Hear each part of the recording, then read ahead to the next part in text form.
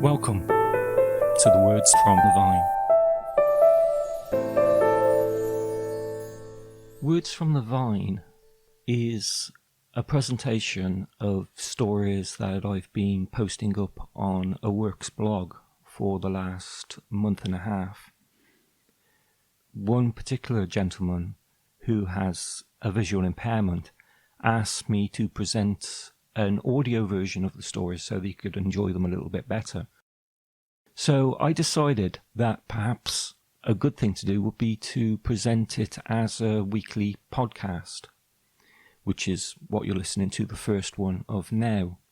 The plan is to present one podcast a week of an original story over a period of 12 weeks. And that would be season 1.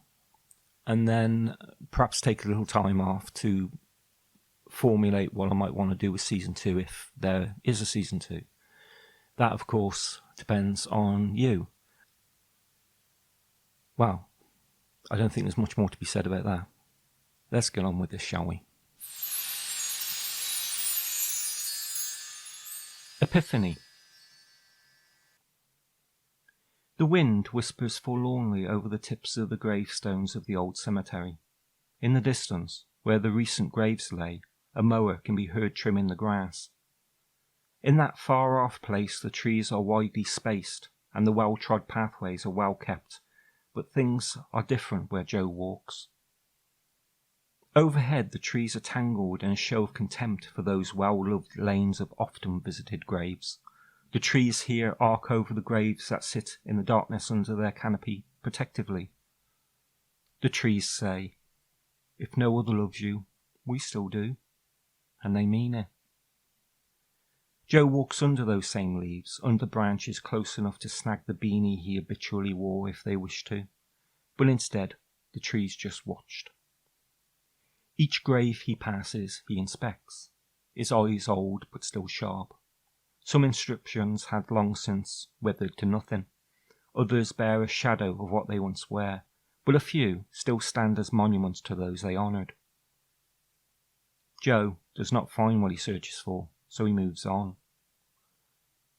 The sun has moved in its arc from the east, and now sits directly above him, glinting through the gaps in the canopy above, winking and reminding him of its existence. "Don't forget me," the sun says. "Don't get lost in the darkness." Joe spots a bench in a meagre clearing. His knees hurt and his back grumbles. A few minutes respite from his search. This he can spare. He eases onto the bench, its rotten boards creaking beneath him. Give way, a part of him thinks. Give way and spill this old man onto the dry, cracked earth. And he smiles. The bench only laughs its old, creaky laugh in reply. Around the bench the grass is overgrown to knee height, and here and there gravestones are almost hidden beneath the foliage. Under the canopy of trees there are pits of darkness that seem unnatural on such a bright day. And there's part of Joe that laughs at this too. The darkness laughs back.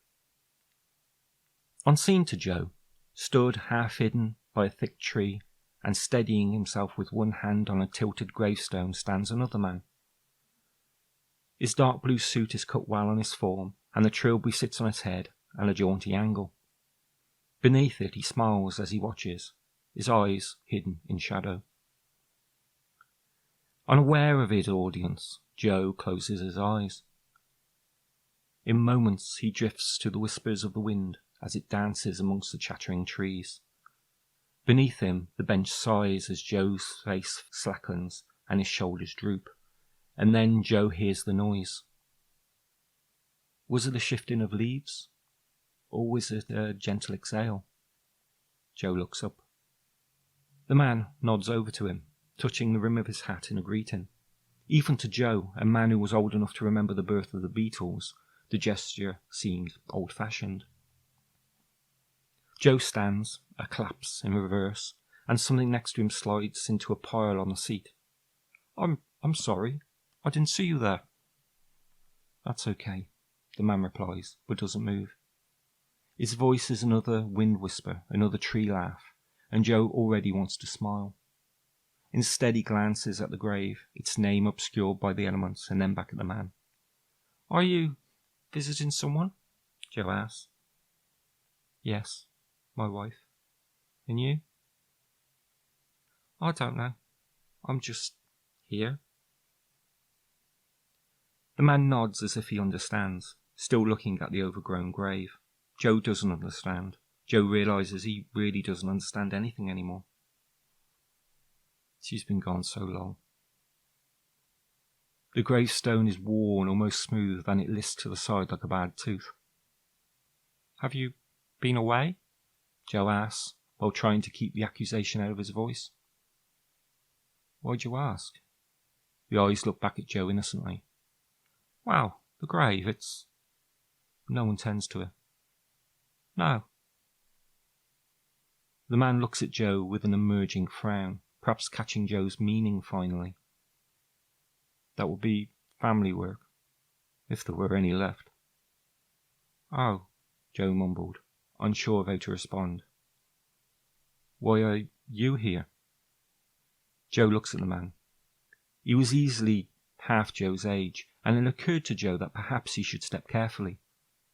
The man looks back at him, apparently without concern. It was just a seat," Joe says, again unsure of how to respond.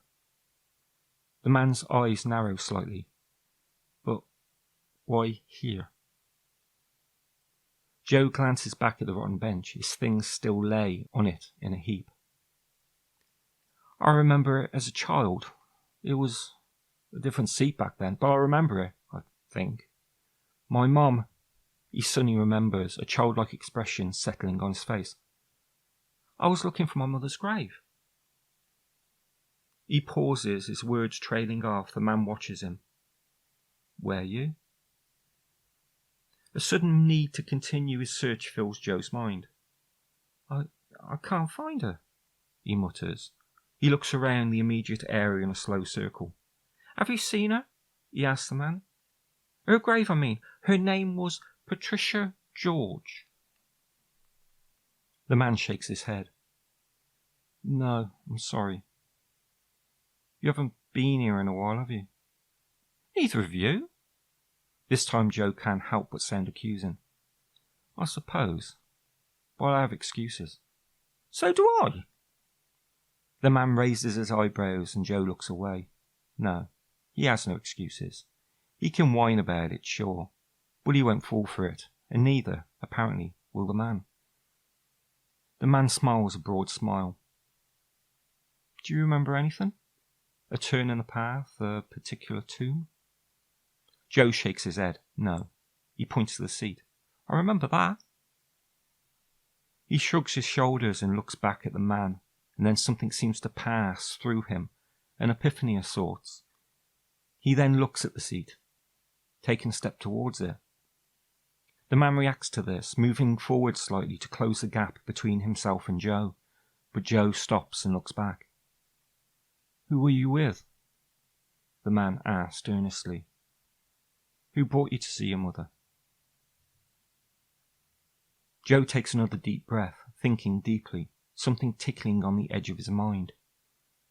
He looks at his hand, at the lines that cross it and the shudder in the tips of his fingers. He was a child, and the park around him was filled with laughter from the roots of the grass to the tips of the leaves. The sun smiled down with impossible brightness, and colours had an intensity that bled into the world around them like a psychedelic movie. A hand reached for him, down from a height he was sure he would never achieve. The hand belonged to an arm and the arm to a man. Joe can't make out the face, but he knows the feeling in his heart. Joe reaches up slightly, as if reaching for the adult's hand. The man puts his hand over Joe's and pushes it down gently. The man's hand is cool and familiar, and Joe feels the almost impossible urge to grasp it. "What do you remember?" the man asks gently. Joe's body tingles and the world around him seems to have twisted off kilter. He feels dislocation but no confusion. Again he shakes his head in a comfortable sort of incomprehension. His eyes move to the man, and he shakes his head again, this time with dawning realization, and his eyes grow wide. The man smiles a broad and familiar smile, a smile Joe had forgotten with his mind but remembered with his heart. Who do you remember? Joe points at the man. His mouth opens as if to speak, but nothing comes out. The man laughs that familiar laugh once more at the silent movie quality of it and holds his arms open for a hug. Come here. Joe moves forward and the man holds him as he would a child. Joe shudders and buries his head in the man's shoulder. Silently he weeps. Why? Joe's voice is less than a whisper. Because it's time. The man's reply is merely a thought. In an old corner of an old cemetery is a bench that is nearly rotted to uselessness, and around this bench are trees that sway regardless of the time of day. As the sun falls and the moon shows its face, the trees still dance their dance and laugh their laughter, and under them a man's body waits to be discovered. But the man himself is long gone.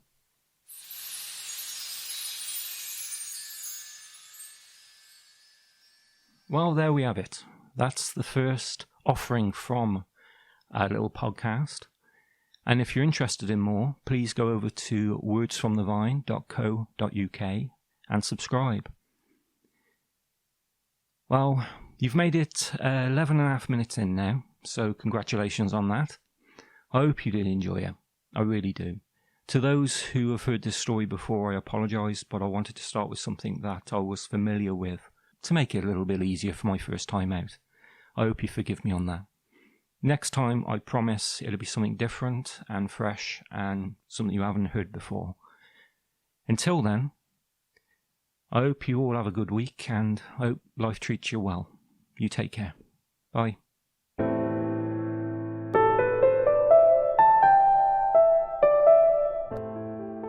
Goodbye from Words from the Vine. You can find us over at wordsfromthevine.co.uk.